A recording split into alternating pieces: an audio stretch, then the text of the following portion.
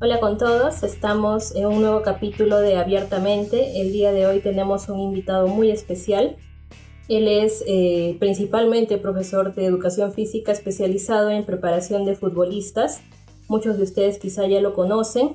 Estamos hoy con alguien que trabajó junto a grandes futbolistas que recordamos como Maradona, Messi, Tevez, etcétera, ¿no? Tiene un amplio currículum y sobre todo un punto de vista bastante interesante que podremos compartir el día de hoy. Hoy tenemos a Fernando Cisnorini. Fernando, ¿cómo estás? Hola Leslie, buenas tardes, ¿cómo estás? ¿Qué tal?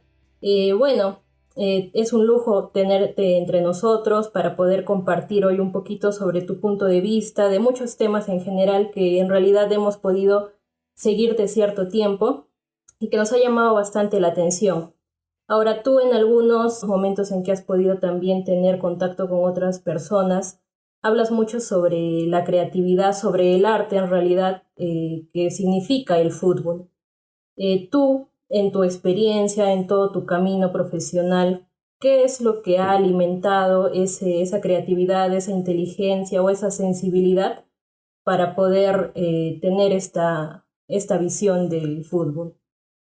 Yo creo que una gran parte debe venir con uno, forma Ujú. parte también de ese tipo de cosas que tal vez no puedan ser explicadas racionalmente, ¿no?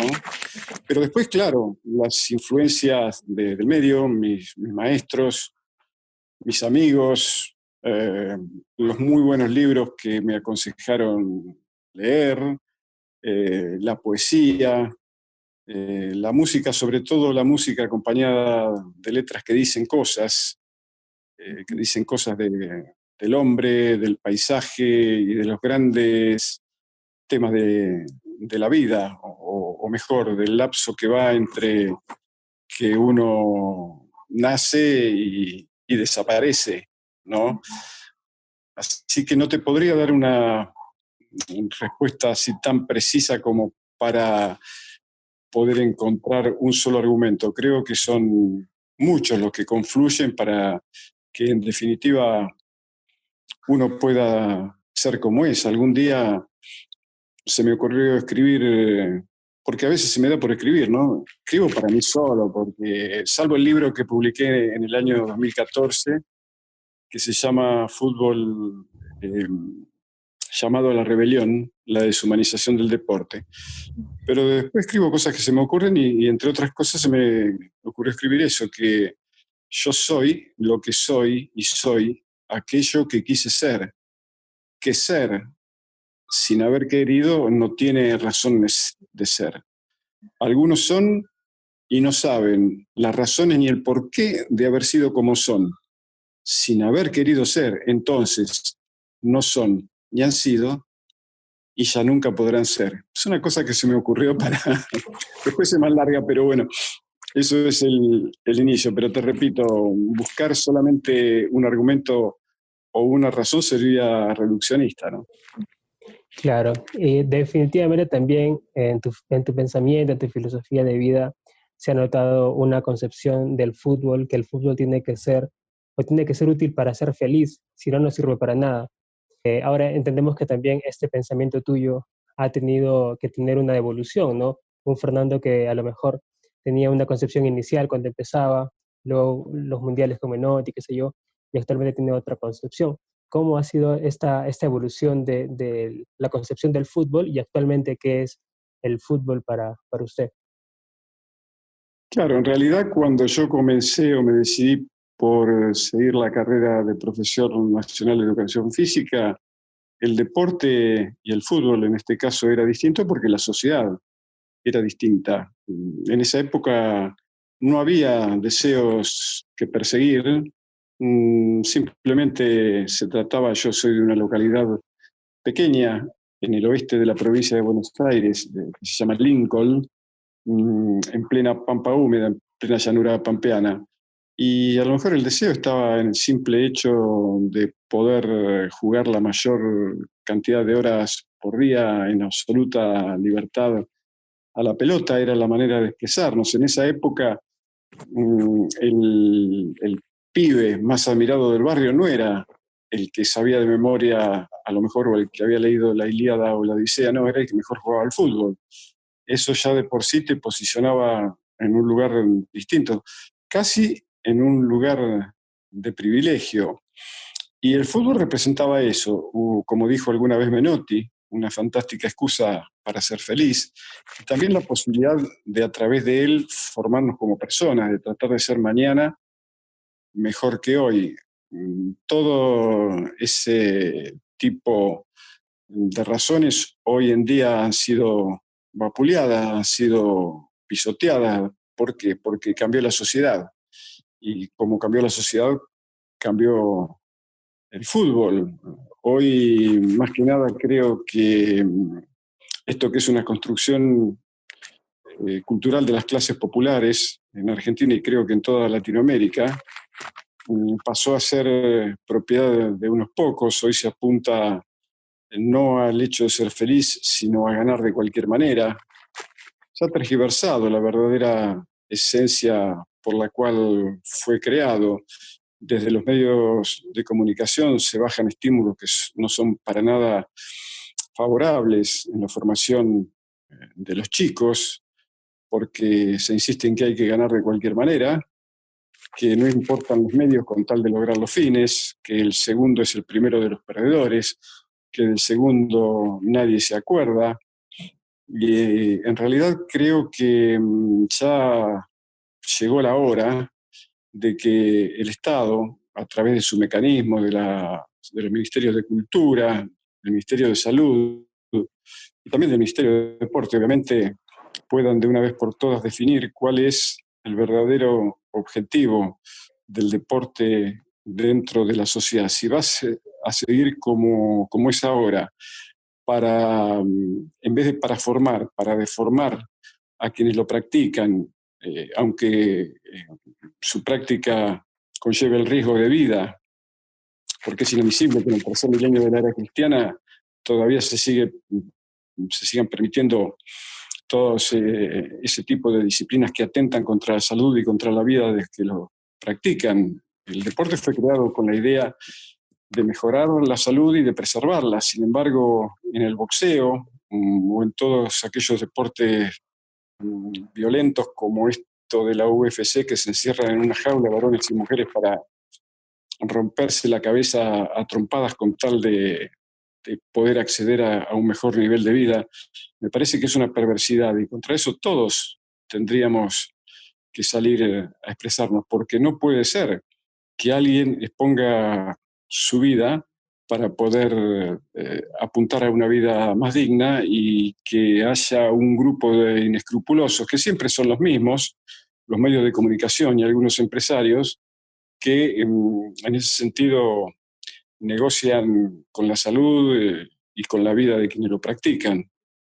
Hay muchísimo para hablar sobre un tema. Y hoy, en aquel momento, yo creo que decidí meterme en el mundo del deporte para eso, para que me mejore, ¿no? Y también para contribuir a que el deporte siga sirviendo como servía antes. Hoy creo que no lo haría porque correría el riesgo de que me deformen con todos estos estímulos que son miserables, evidentemente, y sanguinarios, ¿no? Y bueno, tiene mucho que ver en realidad con algo que comentábamos antes con Ricardo, que los medios de comunicación y en general, ¿no? Bastante de la sociedad tiene esa postura quizás hasta errada de mostrar que el fútbol es los lujos, son ciertas poses, son las celebraciones, cuando en realidad va mucho más allá, ¿no? En realidad eso no viene a ser el fútbol. Tú desde esa experiencia que has tenido y de sobre todo concebir a los futbolistas como son, ¿no? Como son seres humanos, en el tema de su salud mental, de las propias preocupaciones que cada uno puede tener, ¿cuáles podrían ser esos problemas o dificultades que presentan en los momentos en que van a enfrentarse a algún partido o algo que les genera presión? Bueno, la raíz del problema creo que es en el modo en que son incluidos dentro del deporte, ¿no? Yo creo que antes que nada entrenar es educar. Y educar significa saber precisamente por qué, para quién y cómo se debe jugar, que en definitiva es una disciplina como cualquier otra. Creo que los que fabrican alimentos también deben poner mucho énfasis, al menos eso presupongo, ¿no? En hacerlo de la mejor manera, en poder ofrecer el mejor producto final. El fútbol hoy en día está lleno de eso que se llama presiones, presiones por el resultado, porque el hecho de perder preocupa a todo el mundo, sobre todo al gran mundo del negocio, porque el jugador pierde cotización, los sponsors dejan de tener interés en ese equipo o en ese atleta, según sea deporte de grupo o individual. Yo desde siempre, o mejor, a través de mis maestros, aprendí que ganar es una posibilidad, una probabilidad, pero nunca una obligación. El hecho de competir tiene dos grandes posibilidades, de que se gane o de que se pierda. Y uno tiene que prepararse de la misma manera para enfrentar a los dos, siguiendo, por ejemplo, el parecer de Jorge Luis Borges, escritor argentino, que decía de que no había que darle tanta importancia a ninguno de esos dos grandes impostores, como son el triunfo y la derrota, porque hay muchos que en el triunfo parecen los reyes del mundo, pero esos mismos tipos, una semana después, cuando pierden un partido, parecen un despojo humano, lleno de angustia, de lágrimas, de patetismo, y el deporte no nació para eso. Nos han hecho creer, porque claro, el morbo y la perversidad también son hoy un producto de consumo fácilmente vendible. Por eso yo vuelvo a insistir en el hecho de que el gobierno, el Estado, la Secretaría de Cultura, de Salud, digan lo suyo, armar una gran mesa de debate a donde estén todos aquellos profesionales capaces de aportar ideas nuevas, ligadas profundamente a un sentido humanista de la existencia y en este caso de la práctica del deporte para que vuelva a ser lo que fue, a pesar de que yo sí entiendo que va a ser muy difícil, pero bueno, en ese sentido, como alguna vez decía el Che, un paso atrás ni para tomar impulso, porque al menos la 44 millonésima parte que me corresponde a mí del fútbol argentino, del deporte argentino, yo la voy a defender como creo que hay que defenderla, y no como el sistema me dice que lo haga, porque eso ha llevado a este estado de cosas que es realmente preocupante, ¿no? Tal cual. Ahora, tú también tienes una visión de que, completando con lo que dices, de que el fútbol deshumaniza, ¿no? Se ha deshumanizado y creo que también en consecuencia deshumaniza a las personas.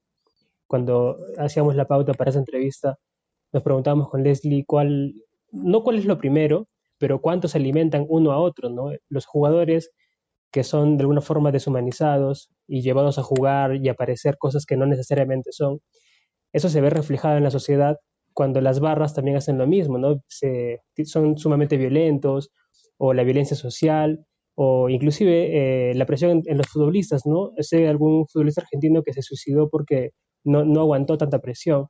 Entonces, ¿cuál crees tú a esta pregunta compleja y amplia que se retroalimenta a uno, ¿no? La deshumanización del deporte, deshumanizando a las personas en general.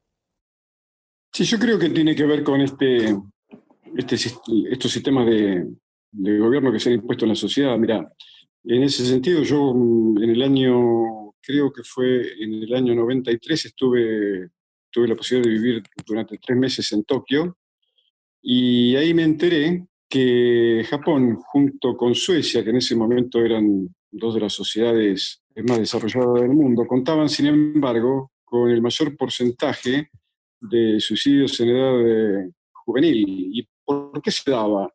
Bueno, precisamente porque en esa sociedad tan competitiva, los chicos que iban a la escuela secundaria y sacaban una mala nota, sabían que a partir de ahí no iban a poder tener acceso a los directorios de las grandes empresas.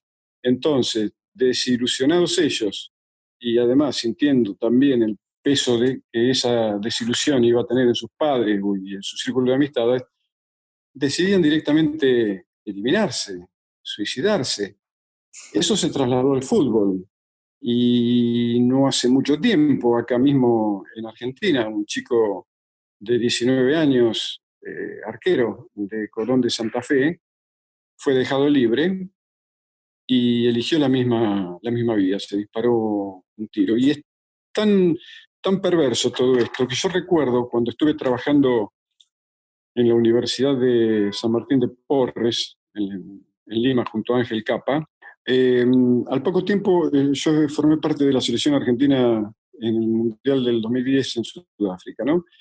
Y durante una eliminatoria fuimos a jugar a Bolivia, al estadio en La Paz, a 3.600 metros de altura. Y eso es una manera de transgredir el espíritu del deporte que exige o reclama igualdad de condiciones a la hora de competir. Porque en esa altura no es que no se puede jugar, sí se puede, pero no se debe jugar sin adaptación previa, porque no solamente se desvirtúa ese principio ético, sino que se pone en riesgo la vida de quienes lo practican. Como perdimos 6-1, muchos periodistas argentinos salieron a decir, yo decía que no se podía jugar sin adaptación previa, que lo decía porque habíamos perdido. No, no, a mí el resultado era lo que menos me importaba. Me importaban esos dos factores fundamentales, el de no respetar la esencia del deporte y el de poner en riesgo la salud de los jugadores en ese caso. Bueno, pasó el tiempo y un día en el estadio de Urcos, en el estadio de Garcilaso, ¿no? En el Cusco, Sí. que está a 3.300 metros de altura, un chico de 18 años, que era una de las esperanzas del fútbol peruano, Jair Clavijo, hacia el final del segundo tiempo, perdón, del partido preliminar entre Sporting Cristal y Garcilaso, corrió una pelota y se cayó. Bueno, lo quisieron auxiliar, llamaron a la ambulancia, que estaba a un costado del campo. Llegó la ambulancia, pidieron el desfibrilador, porque tenía un arresto cardíaco, pero no había desfibrilador. ¿Y cómo terminó la historia? ¿Que Jair Clavijo falleció? Entonces digo, ¿por qué esa desprotección brutal? En los lugares donde no están al menos la tecnología mínima o las condiciones dadas para defender algo tan importante, porque no hay cosa más importante que la salud, y sobre todo de un chico que está haciendo deporte desprotegido de esa manera tan brutal, no se tendrían que, las federaciones, el gobierno tendría que exigirle a la federación y las federaciones a los clubes, y alguien tendría que tener algún resguardo ético por la vida de los demás, porque los que se mueren son siempre los mismos, son los hijos de la pobre gente, porque si algún dirigente peruano hubiera tenido un hijo sabiendo que podía correr ese riesgo, seguramente no lo hubiera hecho jugar. Como siempre se mueren los hijos de los otros, esta perversidad, esta cosa tan sanguinaria, se perpetúa, ¿no? Entonces yo digo que de una vez por todas, si estamos en el tercer milenio de la era cristiana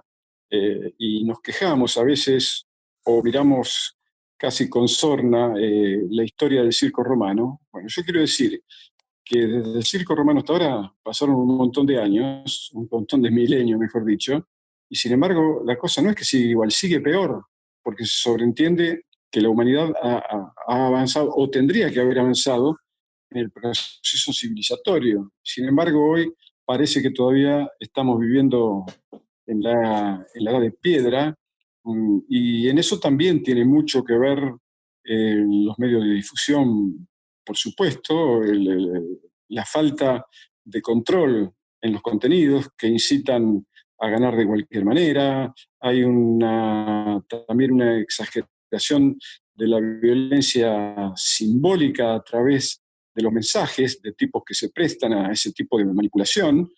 El tema es muy, muy complejo, ¿no? Pero yo creo que de esta manera el fútbol no se va, el deporte no se va a recuperar, porque si no se recuperan los valores de la sociedad, los individuos que la forman, que después hacen deporte, tampoco se van a recuperar. Entonces, es inútil exigirle a una parte del, no sé, del tejido social que se comporte de manera correcta, porque después salen a decir que estos chicos, que son en general, sobre todo los futbolistas y boxeadores, emergente de sociedades o de un medio social muy precario, muy humilde, se le exigen que sean políticamente correctos, pero ¿por qué van a ser si nadie los educó?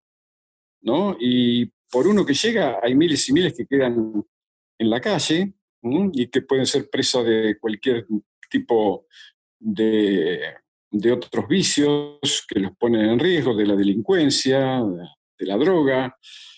Es muy complejo. Entonces creo que esa gran mesa de debate tendría que tener también, además de gente del deporte, gente de los negocios, porque hoy el fútbol, evidente, pero también hay maneras y maneras de hacer negocio, ¿no? Hay una manera ligada a la ética y otra que solo contempla la posibilidad de enriquecer a unos pocos, a costa del sufrimiento o, o de la muerte de los demás.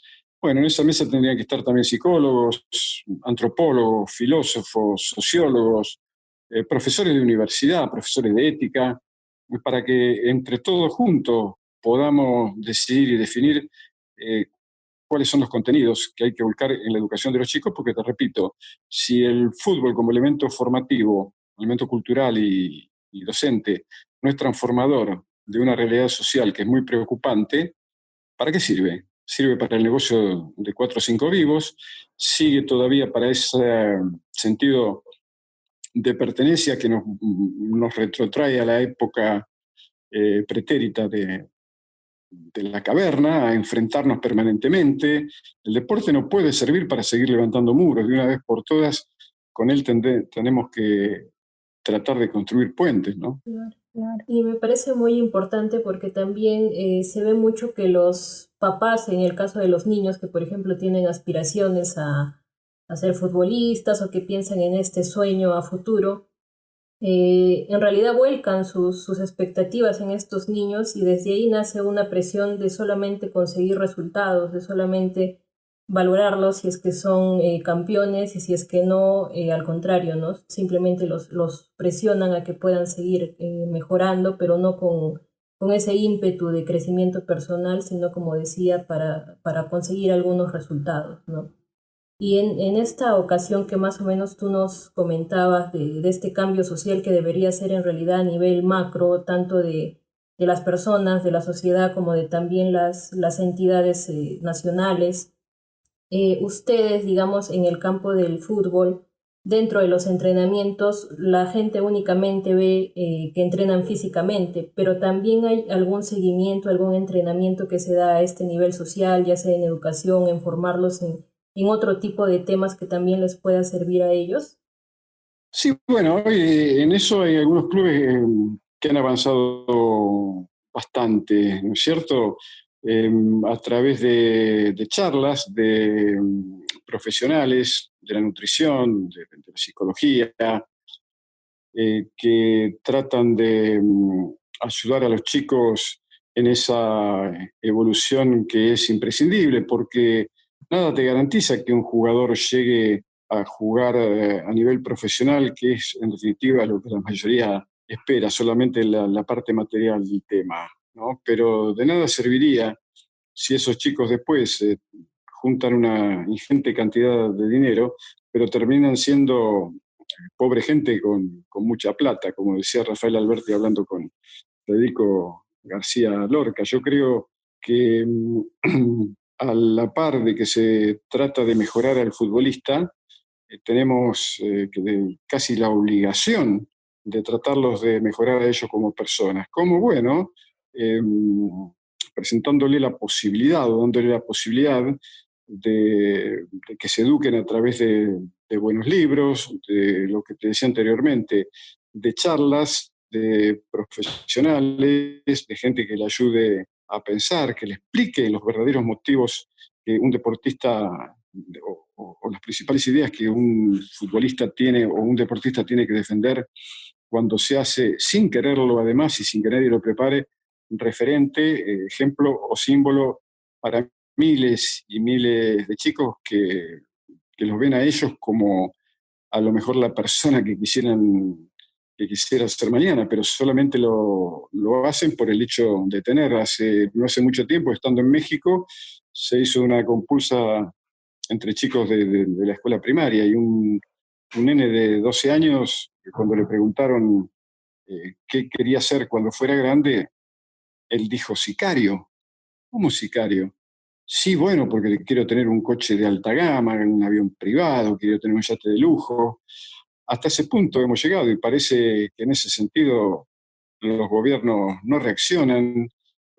Hoy también los padres pasan a ser parte del problema y no de la solución, porque yo les preguntaría a cada uno de ellos, ¿para qué tuvieron sus hijos?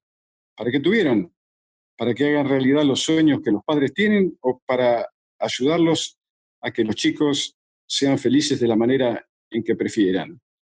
Creo que hay un montón de preguntas aún sin respuesta, o mejor, tienen respuesta, pero los estímulos que bajan de los medios son tan nocivos, son tan equivocados que la tarea es enorme y muy difícil, ¿no? Ujú. Creo que a veces los padres confunden los logros con el éxito, que es algo que tú también describías hace algún tiempo. La suma de logros, sin ver cómo se han conseguido, no es el éxito. El éxito es la felicidad, la trascendencia, el desarrollo personal.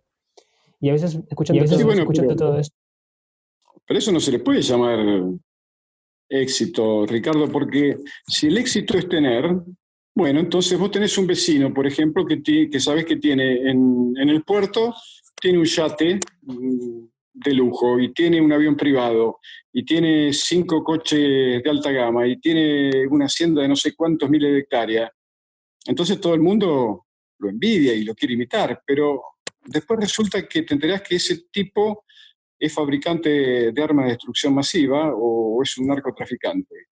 Entonces, ¿a eso se le llama éxito?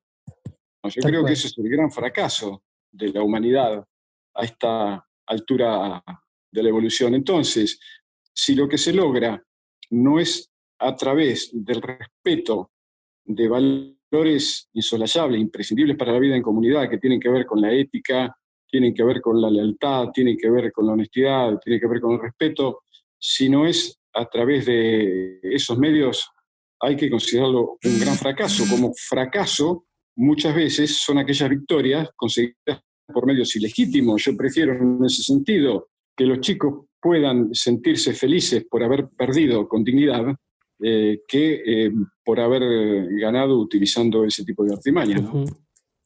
Ahora pensaba, a veces da la sensación de que todo esto que ha pasado antes del coronavirus, como que transmitía la sensación de que se estaba perdiendo la batalla, ¿no? De que realmente estábamos siendo maniatados por todos estos medios de producción, los medios de comunicación y los lujos y tal, y se había perdido esta esencia del ser humano. ¿Tú crees que esto podría cambiar después de la pandemia? O sea, ¿existe realmente la posibilidad que cuando acabe todo esto se pueda pensar en un nuevo comienzo, en una nueva forma de tener las cosas? ¿O sería muy utópico pensarlo así? Sí, no, yo creo que de ninguna manera. Yo creo que de esto los buenos van a salir mejores, los malos van a salir peores, los sanguinarios lo van a hacer y los insensibles mucho más, porque para eso, mira, la historia de la humanidad te encierra desde las épocas pretéritas, pero sin ir tan lejos. Después de la Primera Guerra Mundial, que provocó una cantidad increíble de víctimas, todos pensaron que, bueno, que ese era un final de un ciclo para empezar un nuevo tipo de sociedad, más humanista, más solidaria. Y sin embargo, ¿qué pasó? La Segunda Guerra Mundial, pero antes había ocurrido también todo el tema de la conquista de América, con 60 millones de miembros de pueblos originarios masacrados solamente por el oro y por la explotación perversa que se hacía de ellos. No, no, la sociedad yo le creo mucho más en grandes pensadores como Bertrand Russell, como Nietzsche, creo Schopenhauer, creo que la humanidad está condenada a su propia inmolación. Mira, no por algo la Sociedad Científica Internacional hace años había desarrollado la idea del día después. Quiere decir, cuando se acaben las posibilidades de vida sobre la Tierra, bueno, el hombre habría ya alcanzado un desarrollo tal como para poder trasladar la vida a otro planeta. Sin embargo, dado la brutalidad existente en los medios que se emplean para tener y no para ser, dado la proliferación de armas de destrucción masiva, hay 5.000 ojivas nucleares capaces de incendiar la atmósfera, la destrucción brutal de los ecosistemas, el odio brutal de clases que sigue existiendo, la explotación de los más débiles por parte de los más poderosos. Hoy el 1% de la población mundial detenta el 85% de la riqueza, y acá mismo en Argentina, un país que tiene alimentos por aire, por mar y por tierra, cuenta con una mortalidad infantil de 9,1 chico muerto por cada 1.000. Entonces es todo una utopía. Yo creo que no, que de ninguna manera, y te repito, siguiendo a esos pensadores que obviamente saben mucho más que yo, el mismo Stephen Hawking, poco antes de fallecer, dijo que a este grado de brutal degradación de los valores éticos y morales, él creía que a la humanidad no le quedaba más de un siglo de vida sobre el planeta. Y yo, ¿qué querés que te diga? Para mí fue demasiado optimista a este ritmo. Creo que la aventura de hombres y mujeres sobre la Tierra tiene un final bastante previsible, y como te decía anteriormente, a raíz de todo eso, la misma comunidad internacional bajó la teoría del día después, la descartó. No, no va a haber día después. La humanidad va a terminar aquí mismo donde aparentemente un día apareció. Bueno, me parece interesante también todo lo que dices porque es algo que generalmente a mucha gente no le gusta escuchar ese tipo de realidades, ¿no? Se niega quizá Pero ¿sabes, o... sabes lo que pasa, Leslie? Porque ¿no? estamos educados en eso, estamos educados en el temor. Porque yo digo, alguna vez me lo pregunté, yo soy hijo de una familia católica, apostólica y romana. Mi padre fue uno de 3 amigos que regalaron un colegio de nivel inferior, medio y superior en la ciudad de Lincoln, que se llama Monseñor Antonio Surce. Pero él tuvo la muy buena idea de no involucrarme en cosas serias cuando yo aún no tenía la capacidad de pensar por mí mismo. Entonces decidió no bautizarme. Y yo, con el tiempo, leyendo diferentes autores, me transformé primero en un dudante. ¿M? Pero después decidí que no, yo hoy en día creo en todo menos en Dios, porque además el Dios es un tema, es como la amistad, tiene que ver con el lugar donde uno nace. Si naces en Arabia vas a ser musulmán y vas a creer en Mahoma, y a lo mejor no vas a tener ni en cuenta a Cristo, y si naces en Occidente al revés, y en cada lugar es así. Entonces yo pensé, no, yo no necesito de ningún ser superior que me tenga o a quien temerle y portarme bien. No, yo sé que la vida en sociedad tiene que ser de una manera, porque si no me hago un eremita y me voy al medio de la montaña. Pero si no existiera la muerte, ¿para qué sería necesario Dios? Entonces, como estamos acostumbrados y sabemos a ciencia cierta que todo lo que nace va a morir, entonces cada pérdida nos pone en alerta y rechazamos la idea de, hasta en un partido de fútbol, y eso nos da mucha inseguridad. ¿Y qué es lo que engendra la inseguridad de ustedes que son psicólogos? Violencia. Entonces todo el mundo, y el deporte también se atrae. Hoy ocurren cosas en las canchas, sobre todo en Latinoamérica, que son aberrantes para la condición humana, y siguen, sí, y esos mismos tipos que después van a la iglesia, ¿m? Son también los que venden droga, los que los que producen armas, los que dirigen a los países de la manera brutal en que lo están dirigiendo. ¿Hacia dónde lo están dirigiendo? Nos están haciendo correr con los ojos vendados hacia el abismo, y el abismo cada vez está más cerca. Y si cada uno de nosotros no reaccionamos desde el lugar de lucha que nos da la sociedad, yo en mi caso, como entrenador de jugadores eh, de fútbol, y cada padre con sus hijos, y cada miembro de la sociedad es más respetuoso y más solidario, y no le importa únicamente lo suyo, sino también lo de los demás. Si no es así, sinceramente, estamos perdidos, ¿no? Claro. Y justo a eso un poco también me iba de que más allá de las creencias, de las ideologías, de cualquier cosa, creo que lo más importante es la construcción como persona que uno tiene y desde donde tú dices, ¿no? Desde donde le toque vivir, con lo que le toque vivir, desde ahí es de donde se parte, ¿no? más allá de culpar, que es lo que a veces hacemos, ¿no? Culpamos que nos ha tocado vivir desgracias o nos ha tocado nacer en un lugar que no queríamos, pero no hacemos nada por eso, simplemente nos vamos a la otra parte que quizá es la más cómoda, ¿no? Tú en esta experiencia que has tenido ya con el fútbol y que lo has visto pasar, evolucionar a través de los años, ya sea para bien o para mal, y ahorita que estamos pasando bajo esta situación y que en muchos casos se ha criticado también de que en otros sitios y probablemente aquí también ya empezarán a ver la activación del fútbol profesional sobre todo y que muchos lo apuntan a un tema netamente económico. ¿Tú qué huellas crees que puede estar dejando a futuro todo esto que estamos viviendo y sobre todo en aquellos chicos que probablemente sí tienen ese talento y ese ímpetu por probablemente ser futbolistas después, ¿no? Porque nos hemos visto de que cada situación social de alguna forma deja huellas que probablemente hacen que después uno tenga ciertas aspiraciones o cosas, ¿no? ¿Tú qué crees que puede estar pasando con lo que estamos viviendo ahora? No, yo creo que, no sé, desconfío mucho, ¿no? Porque hoy en día todo el mundo, acá también, en Argentina todo el mundo desesperado porque vuelve al fútbol, como si eso fuera una prioridad.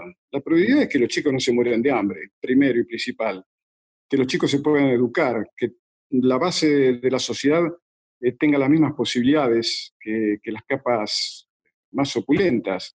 Y el fútbol también sirve, sin ninguna duda, para eso. Hoy el fútbol también repite en la mayoría de los países los principios capitalistas, a donde una pequeña minoría selecta detenta el poder y los otros están ahí para participar, pero sin nunca poder comerse el budín. En España, ¿cuántos son los equipos realmente poderosos? Dos y medio a lo mejor. Y en Italia lo mismo.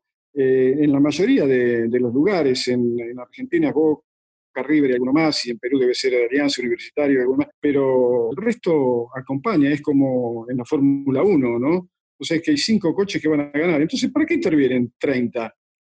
Es por el negocio simplemente, porque saben que eso únicamente van a estar para molestar. Pero claro, no se puede hacer una carrera con 5 o 6 coches. Entonces, todo está pensado para el negocio, más allá que yo creo que el automovilismo no es ni mucho menos un deporte, porque ahí la parte más importante es la máquina, como tampoco creo que se pueda circunscribir dentro del concepto de deporte al boxeo, porque como te repito, el deporte nació con la idea de mejorar y de preservar la salud de quienes lo practican y no de ponerla a riesgo. Pero de todo esto creo que habría que haber aprovechado todo este tiempo, ya llevamos casi 4 meses, para ayudarlo al jugador, no en seguir insistiendo en ese exhibicionismo que salen por televisión haciendo abdominales, no.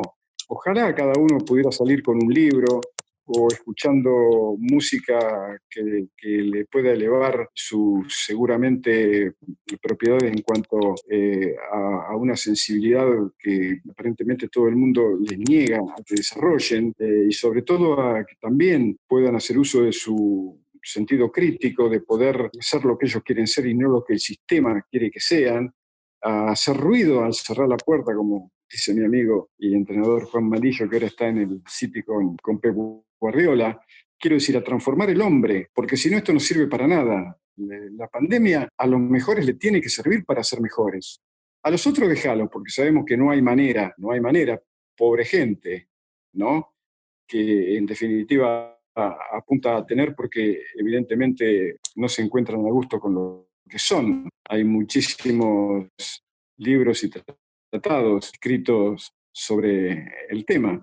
Por eso digo de que yo no tengo mucha esperanza porque en definitiva el gran negocio lo van a seguir manejando aquellos que tienen una voracidad ilimitada, como si tener tanto dinero lo salvara del día final, porque ellos también se van a morir y debe ser muy feo morirse con un montón de millones de dólares en el banco, sabiendo sobre todo que hay tantos chicos que a lo mejor podrían tener una vida mejor si ellos fueran más generosos y repartieran de otra manera. Ujú.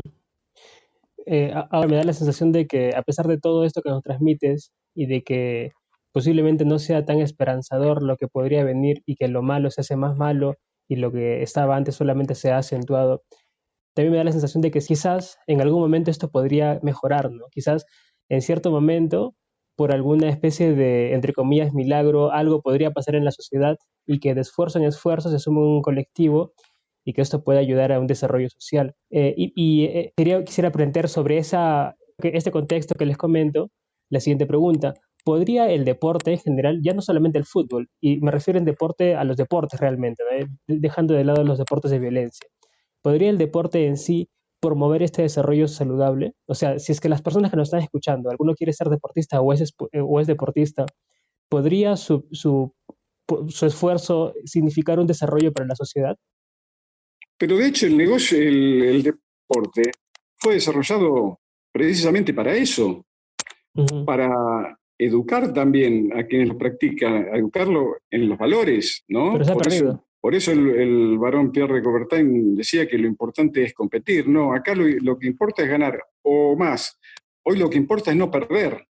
La sociedad mundial está manejada a través del miedo. Miedo a perder la imagen, miedo a perder el trabajo, miedo a la inseguridad. Hay que tener miedo. ¿Por qué hay que tener miedo? El mensaje para los chicos es eso, o mejor, para los padres, ¿no? Que los dejen ser, que los ayuden a ser felices de la manera en que el chico decida hacerlo. Siempre, por supuesto, dentro de una conducta que tiene que ver con valores que son insoslayables, ¿no? E imprescindibles para una buena vida en sociedad. Pero de esta manera, absolutamente no. Yo no es que lamento ser tan pesimista. No soy pesimista. Creo que soy objetivo y si no, que alguien me demuestre lo contrario. Que ya te digo, ahora mismo, en este momento, nosotros estamos hablando, y ahí mismo en Perú debe haber familias que por no tener no tienen para medicamentos, no tienen para comer, hay barrios que no tienen agua, hay gente que todavía inculta, analfabeta, porque no le llega la posibilidad ¿A cuántos miembros de esas familias, de barrios populares de Perú, tienen el acceso a la universidad y se han recibido? Esto es despiadado. Entonces, yo creo que al contrario, hay que ser cada vez más crítico y cada vez más pesimista porque a lo mejor alguien entonces reacciona y dice, pero mira, ya hubo filósofos importantísimos que nos alertaron y sin embargo nadie toma medida porque, repito, el hombre, como decía Eduardo Galeano, vive como si fuera inmortal. Y entérense que no somos inmortales. Cualquiera de los que estamos acá mañana a lo mejor ya no está más. Porque para morirse no hace falta ni siquiera estar enfermo, ¿eh? Hace falta estar vivo nada más. Entonces, tenemos que tener también en cuenta esa chispita de luz que es la vida entre estos dos grandes océanos de sombra. Uno es el que nos antecede y el otro es el que nos precede. Uno, el que cuando no éramos, y el otro, el que cuando ya no vamos a ser. Y sin embargo no, todo el mundo montado en el potro desbocado de su vanidad, de la frivolidad. Hoy la mayor cantidad de programas de los medios de comunicación, no solamente en Argentina, sino casi en el mundo entero, están privados de valores, son frívolos, son irrespetuosos, eh, son realmente despreciables y miserables y no contribuyen en nada. Al contrario, contribuyen a lo que el sistema quiere, que estupidizarnos para que ninguno piense, porque entonces cuanto más brutos somos, cuanto más materialistas somos, ellos nos gobiernan con mucha mayor facilidad. Pasamos a ser ovejas o corderos del rebaño que ellos manejan, ¿no? Y ya para ir cerrando un poco ya esta entrevista, me gustaría saber un poco también dentro de toda tu trayectoria, ¿cuáles tú consideras o recuerdas ahora uno de los momentos más gratos que has tenido en toda tu experiencia? Bueno, hubo muchísimos, pero no ligados a los resultados, ¿eh? Ligados a esa especie de recompensa que me ha tocado obtener a través del reconocimiento de chicos que a lo mejor por no tenían nada y a los que uno a lo mejor se dedicó, como decimos en Argentina, le prestó la oreja, porque los chicos no son vasijas a las que hay que llenar, son antorchas a las que hay que encender, porque si no, si seguimos con las teorías conductistas y mecanicistas, no le vamos a dar posibilidades de que desarrollen todo su potencial. Sí, he tenido muchos, muy emocionantes, y eso forma parte de las medallas que yo sé que cuelgan de mi pecho aunque nadie las vea, porque no son de oro, no. Están hechos simplemente a lo mejor de un abrazo, de una lágrima de alegría, Sí, realmente yo le he pasado muy bien y por eso es que me opongo, porque sé que el deporte tiene que servir precisamente para eso, para esos recuerdos maravillosos y para también en cada momento y para imaginar un futuro completamente distinto.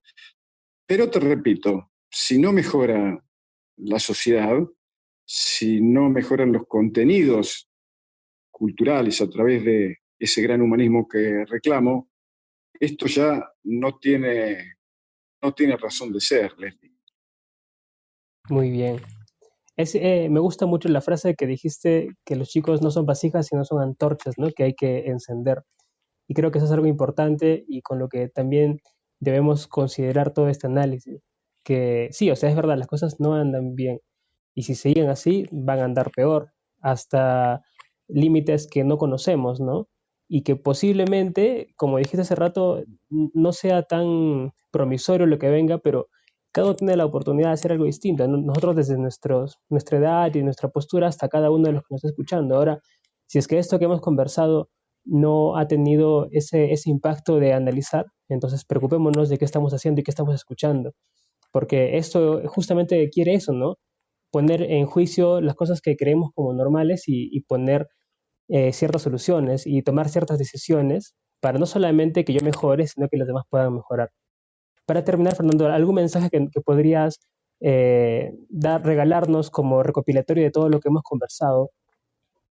No, bueno, simplemente como hombre del deporte, el mensaje sería un poco para todos, ¿no? Para los dirigentes, para quienes están en los medios de difusión, para quienes practican deportes, para una gran parte de la sociedad que encuentra en el deporte también una manera de ocupar el tiempo libre, y para los padres, ¿no? Que no se dejen llevar por esta ola de frivolidad que nos está llevando seguramente hacia el peor de los puertos, ¿no?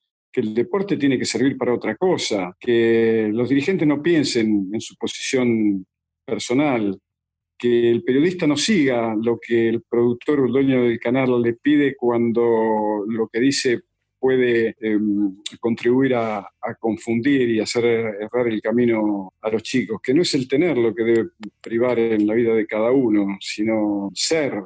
Y a los padres lo mismo, que ellos mismos se pregunten, ¿para qué lo tuve a mi hijo? ¿Para que sea lo que yo quiero o para que sea feliz de la manera en que él prefiera? Y a los chicos también, a los chicos que hagan lo posible por encontrar en el deporte una fantástica excusa para ser feliz, repito, como decía Menotti, y aquellos que se sientan apabullados por las críticas de su padre en caso de haber perdido algún partido, que le pregunten, papá, ¿y vos que me exigís tanto a mí, qué ganaste?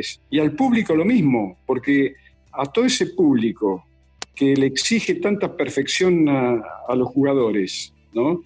Si ellos mismos se exigieran la misma perfección en su vida de todos los días, la sociedad sería completamente distinta y mejor, pero parece que todos estamos llenos de soluciones y de exigencias con los problemas de los demás, ¿no? Pero tenemos los bolsillos vacíos para lo que hacemos. Entonces, exijámonos primero nosotros mismos la perfección que reclamamos en el otro. De eso no me cabe ninguna duda. Muy bien, Fernando, muchas gracias. Le agradecemos todos sus aportes, su conocimiento, su experiencia. Esperamos que se haya sentido cómodo, que todo esto también sirva para el crecimiento, no solamente de nosotros, sino también que usted pueda llevarse algo en todo esto. Agradecemos a todos los que nos han acompañado y le deseamos lo mejor. Estamos viéndonos en el próximo episodio de Abiertamente. Hasta la próxima. Y yo a ustedes lo mismo. Muchísima suerte.